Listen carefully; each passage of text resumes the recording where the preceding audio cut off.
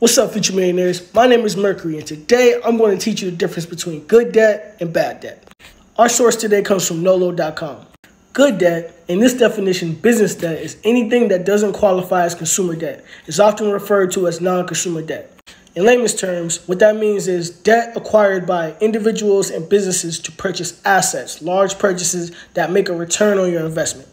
As I said, this type of debt is usually used by businesses and individuals to get either equipment to expand their business and scale, or more commonly, real estate, using a technique called leverage. Watch my video on leverage to understand what that is. Now, don't tell nobody, but this type of debt is the secret formula to make you wealthy. I'll explain that in another video. But right now we're going to talk about bad debt or consumer debt. Now, consumer debt is debt incurred by an individual for primarily personal, family, or household purposes.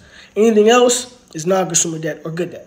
Examples of this would be like credit card debt, student loan debt, payday loan debt, loans for cars, stuff that depreciates in value, something where you can't get a return on your investment. Let me tell you just how bad this debt is. In the first quarter of 2022, we have $15.84 trillion in consumer debt, bad debt.